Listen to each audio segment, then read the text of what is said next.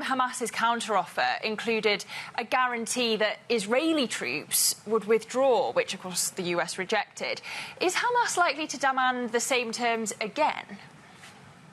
Well, from what we've heard from Hamas in recent days, and Hamas has actually been the least talkative of the three parties involved in these discussions, no, it would appear its conditions remain firm.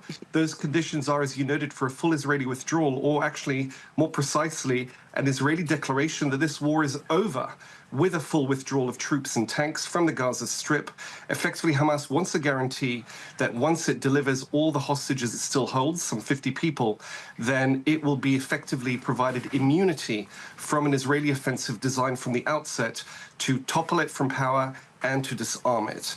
Now, Trump is hosting on Monday the Israeli Prime Minister Netanyahu. Monday will mark exactly the 21-month mark from the beginning of this war. It would seem an opportune time to declare the war over or ending, and it would appear the Israelis are at least moving toward a midpoint in the famous Witkoff offer, whereby half of the hostages would be freed by Hamas in exchange for a 60-day truce in which end-of-war conditions would be discussed.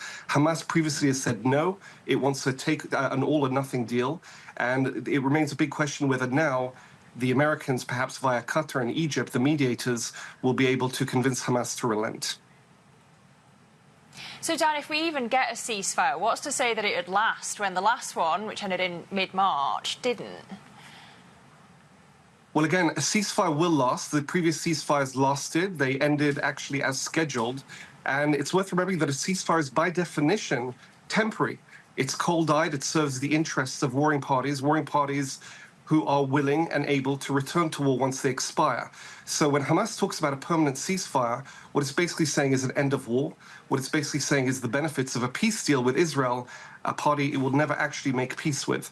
So I think it's worth distinguishing between the 60-day ceasefire proposed by Trump, which would be an interim period, and the end of war that both parties, all parties seek, albeit on very different terms.